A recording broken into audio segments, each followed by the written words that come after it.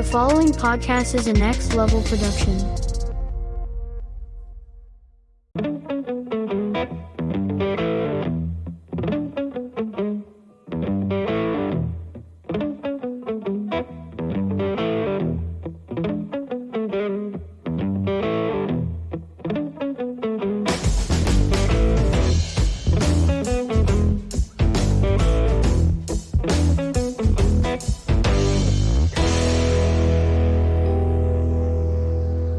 Hello, everyone, and welcome to Wilhelm and another edition of the Spotlight series. I am your host, Ben Beck, and I'm incredibly excited to bring this one to you. This time around, I got to speak to actor Chad Coleman, who you might know from The Walking Dead as Tyrese, or Clyden on the Orville, Cuddy on The Wire, Tobias Church on Arrow. All projects you hear us talk about during this conversation, as well as so many more. Chad is on the promotional tour right now, promoting a new podcast he's got launching in April. So we talk a lot about that as well as his upcoming appearance at an event I'm dealing with, that I'm involved with, called Fandemic in April. All the information on that event is in the conversation, so you'll get to hear that. But incredibly thankful that Chad got to spend about 20 minutes with me, which I'm, again, thankful for that time. Special thanks to Anderson PR for setting this up. A huge thanks once again to Chad Coleman for the time that he spent with me. I can't wait to meet him in person at Fandemic in Atlanta in March. So I don't want to waste any more of your time. I hope you guys sit back, relax, and enjoy this conversation with Chad Coleman.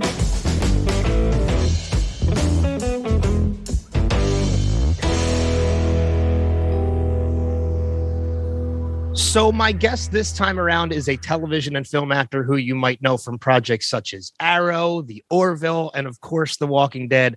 But soon he's taken that dive into the podcast world, and I can't wait to hear more about it. Please welcome to the podcast, Chad Coleman. Chad, thanks so much for spending time with me. Thanks for having me, man. Much appreciated. I'm excited. I'm a fan of yours, going back to, like I said, I'm unfortunately, I'm somebody who hasn't made that commitment to The Wire yet. Mm-hmm. But I know Cuddy was a fan favorite of a lot of people. I know you're still relatively well known for that character, even beyond Walking Dead and Orville and everything else. Yes, indeed. That was an iconic deal. And so it's the gift that keeps on giving, and new people find it every day. And people are just appreciative of the work and the level of storytelling and the substantive nature of what David Simon was willing to do. Yeah, it's one of those shows that's been on my list for a long time, as well as Oz, which was another HBO show that I want to dive into at some point. There's just so much amazing television on right now. That it's so much stuff just falls by the wayside and falls behind. Oh yeah, it's so many platforms, there's so much content right now. It's crazy, man. I don't know how people do it. Yeah, it's tough to keep up. Yeah, but The Wire is one to see for sure, though. Yeah. Make some room for it, baby. Make some room for it. I plan to. Absolutely. I definitely want to talk about the podcast because I'm really excited about that. But I hope you don't mind me spending a couple minutes on some of the other stuff that you've worked on in the past. No, I don't mind at all.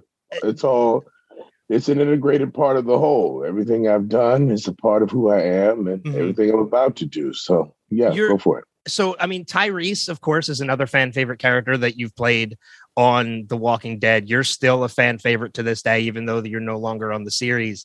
What are some of your thoughts? The show's coming to an end after all this time. And do you still keep up with the show? Do you still continue to watch it, even though you're no longer on it? Like, what are your thoughts on the show finally wrapping? Well, this iteration of it is coming to an end. That's true. Yeah. It's coming to an end. The show rolls on with Rita and Melissa. Mm-hmm. So and then the Tales of The Walking Dead as well. So my response is, everything must change. beginnings and endings are a major part of existence. So Yeah. this franchise coming to this type of ending, it's been an incredible ride, iconic, monumental. You think back to what was it, 6 episodes in the beginning? Yeah. I think the first season was just 6 episodes. Yeah, to where it's been able to roll to, it's pretty dynamic. But Robert Kirkman, there it again, his brilliance and his creating all of that content for the TV producers to play a shell game with, and all the opportunities for work that it provided, and how it changed Sonoya, and things like that are what resonate with me. Because when you get a huge franchise like this, it's employing so many people and it's affecting so many lives. So, yeah, humbly grateful to have been a part of it, and looking forward to seeing the new. I will tune in to the new iteration when it comes. Both of those that we just spoke about. Mm-hmm. What do you? Go ahead. I was just going to ask, what do you think you get recognized more for, Cuddy or Tyrese? Tyrese. Tyrese was a much larger franchise and platform. So yeah, just the sheer volume of people combined with worldwide and combined with Comic-Cons. Yeah, no, Tyrese is definitely. If you really look at it, the Cuddy was niche. It's a niche audience, Yeah. And it wasn't a commercial juggernaut, that was other shows like Sex and the City and The Sopranos and correct. And what's the one with the boys with Mark Wahlberg? Entourage. Right. Things like that. So, and the subject matter and the style, it was never designed to be a commercial hit per se, but the artistry of it has influenced so many filmmakers and television producers today. So that's pretty exciting. That you can do substance. You can do substance, and you can do it at a slower pace, and there's an audience for it. Mm-hmm. I know one of the other projects that you've done. I was also a huge Arrow fan, so I was incredibly excited when they brought you into Arrow. And I loved Tobias Church. Yeah, that was a good. I would like Tobias Church to be around more. I had ideas about how he could be around and how he would end up in one of those fancy schmancy suits, but didn't go over well with Greg and the boys. So I just smashed some heads for as long as I could. Yeah, that was exited stage left. That was a show that I followed greatly, as well as in those other DC shows. So I kept up on casting and things like that. So having already been a fan of you up until that point, I was excited when they announced you coming into the series. Even if it was short lived, it was still a fun ride. Oh no, it was an impact. He made his impact. Mm-hmm. I had a blast with that. I just, when you get to play a twisted character like that, it's fun. I like Jack Nicholson and someone like that. Mm-hmm.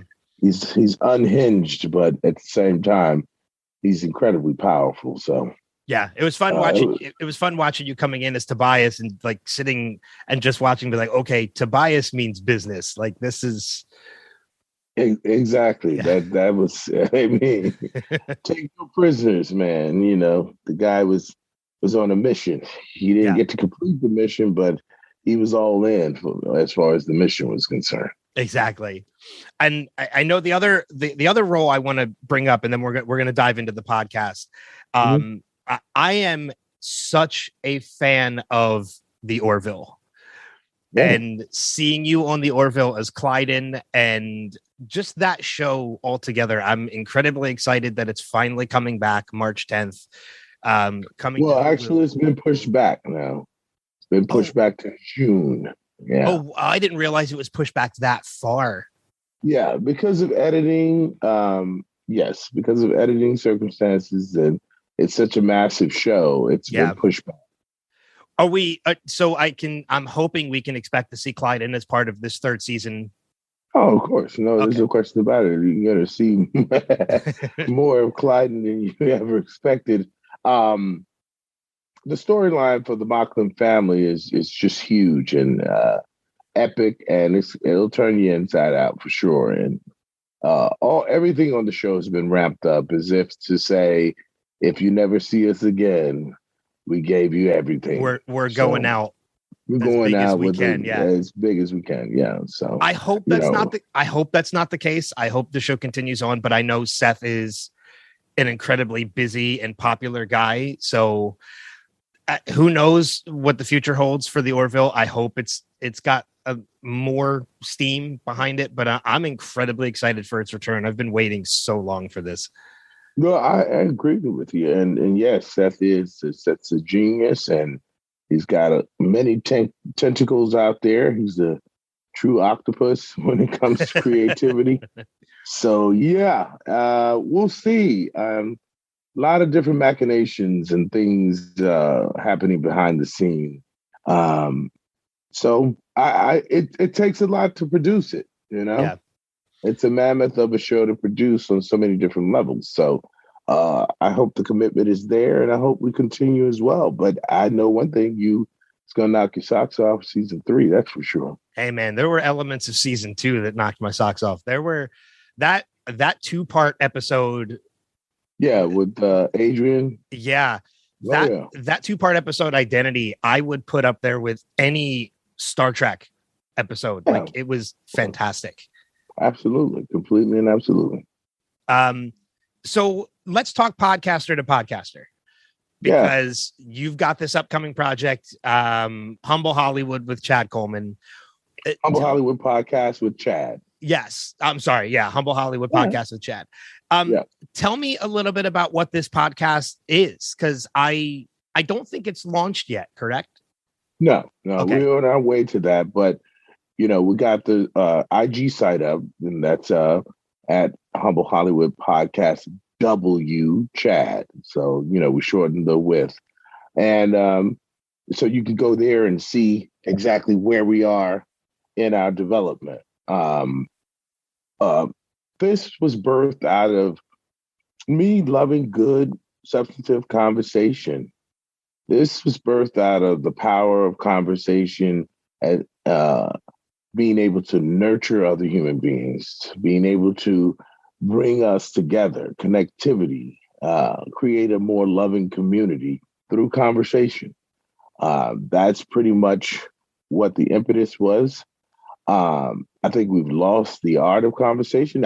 Obviously, with all the podcast people, there's a resurgence and what the value of people relating to each other through conversation, what that value is. And with the pandemic, I believe that we all started to appreciate just being able to talk to each other because we couldn't physically be in each other's presence. So with that being on the table, if you will, then you really, when you start to really value something, you feel the power of it more. Mm-hmm. And so that was the impetus as far as right now is concerned. But I've always loved communication. I've always loved watching Larry King and watching Tavis Smiley and Charlie Rose and any number of interviewers. And it's always been a lot of fun. And the whole late night world, Johnny Carson and Arsenio Hall and all these folks, Jimmy Fallon. Anytime you watch people in an interview situation, it gets chatty and conversational, and it's compelling and it's funny and it's fun, and it can go any number of ways. So I always like that. Yeah, I'm right there with you. I've been podcasting probably for going on about 8 years now. And I agree with you completely on the whole conversation. I actually consider conversation an art. And I am a big fan of what I tell people, the art of conversation. It's a reason why I do podcast I love to have conversations with, people such as yourself and other people in the entertainment industry. I moderate panels at conventions because I just love that conversation that happens on stage in front of a live audience over a recorded streaming audience. So I completely understand what you're talking about how it's coming back into resurgence, and more people just need to start appreciating that element of just having a conversation, like no devices or anything like that, just talking.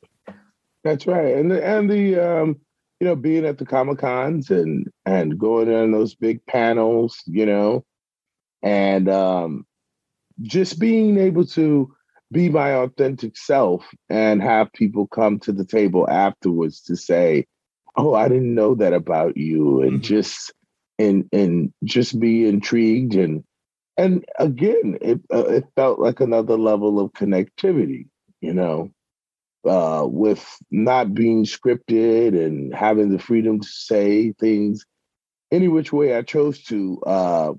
I got a lot of great feedback from people. So you put all those elements together, and of course, to be empowered in creating something for yourself, and we don't do it alone. Thank all the people out there who are helping me put this together. But, it was time to emerge as a producer, and it needed to be something authentic and close to the heart. So that's how we birthed it. That's fantastic. And I'm really looking forward. I'm definitely going to follow the site on Instagram, because there are a lot of different podcasts in addition to producing them myself.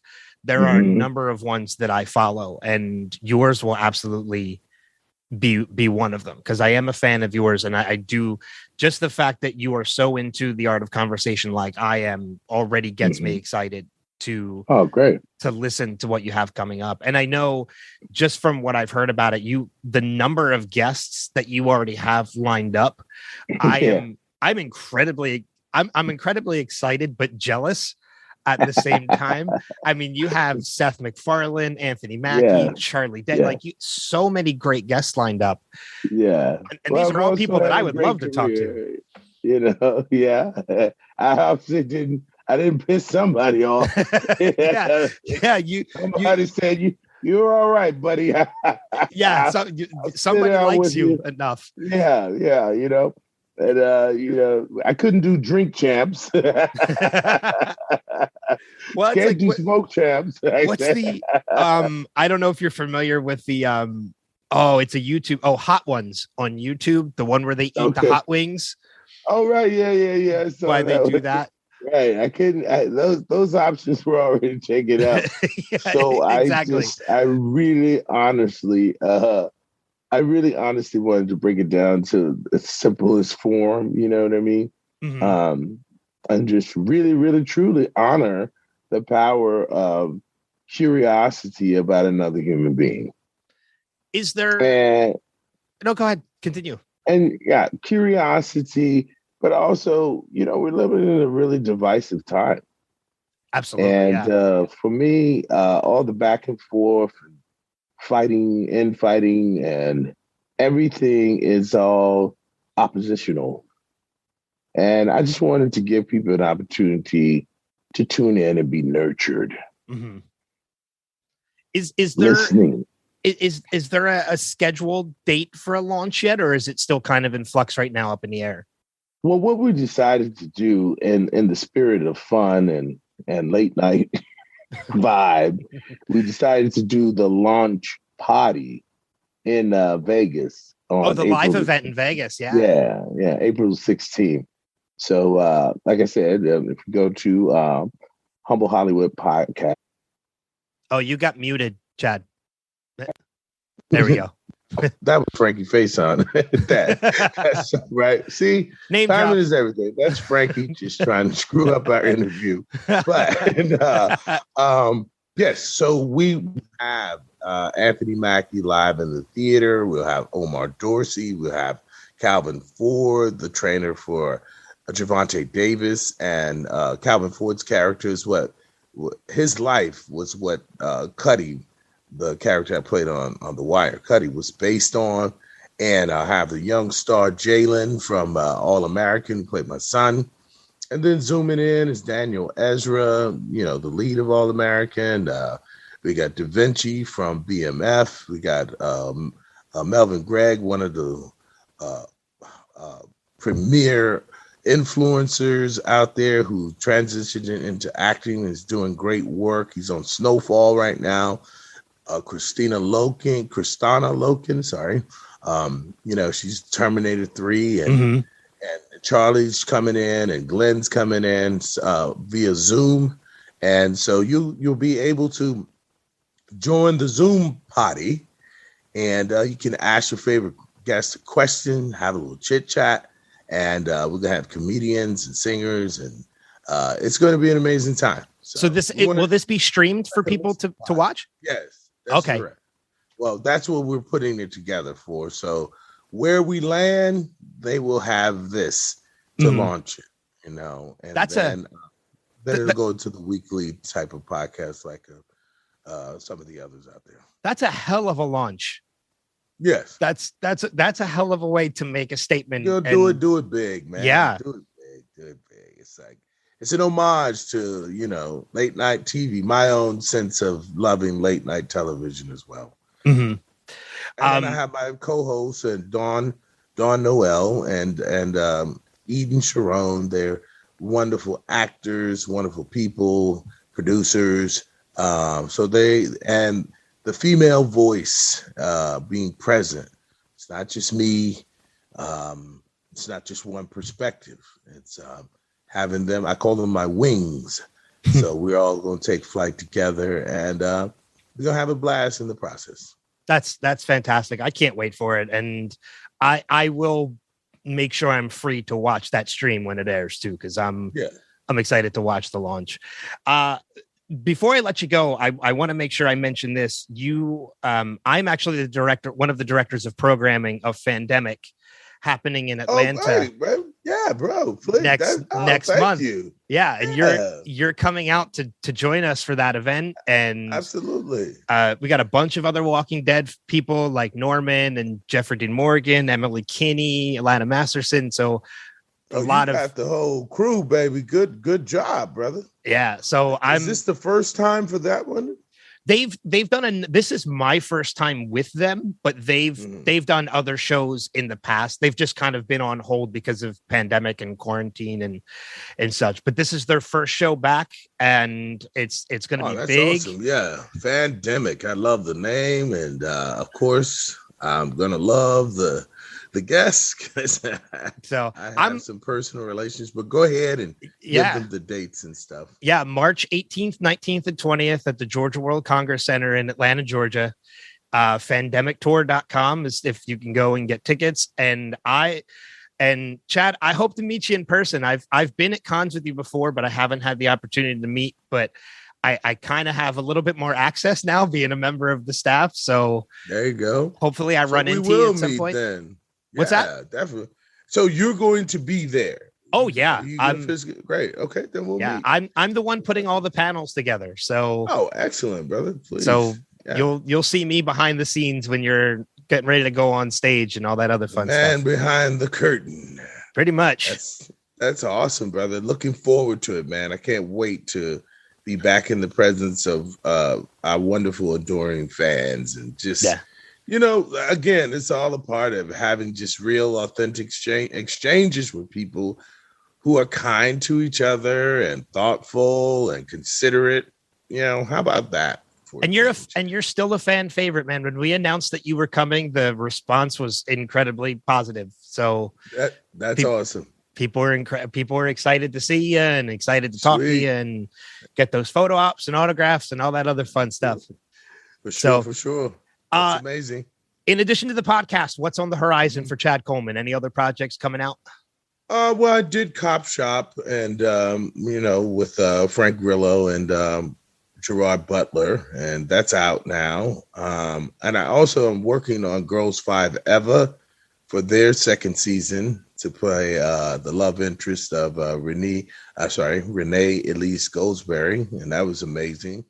And from Hamilton. Yeah, that's yes, indeed. And she's Fiercely talented, beautiful, Incredibly funny, fun, and easy to work with. And then and I'm working on 3 women right now. So that's for Showtime. Okay. So yeah, those projects are coming, and I'm queuing up my own stuff. I'm developing a mini series called Nexus and a reality show as well. So between the podcast, the reality shows, and the work I'm doing, I got a full plate and excited to see what's coming next. And Looking to land a big TV show, something iconic, the next iconic thing. Staying busy, which is always how good. about my podcast being that? Yeah, right? So one more time before I let you go, the Instagram account for the podcast. Humble Hollywood Podcast W Chad. So you're not spelling out with. Cool. Yeah, Humble I'm going to send Hollywood Podcast W Chad. I'm gonna follow it. I'm gonna send all my listeners to follow it. I'm incredibly excited for it. Chad, thank you so much for spending this time with me. This has been a blast. Of course, brother. So I'll see you soon, right? Yeah, we'll see each other in a couple of weeks in Fandemic. All right, let's grab a bite to eat, man. Sounds like a plan. Thank you to everybody for listening, and until next time, we'll see you on another episode of Wilhelm.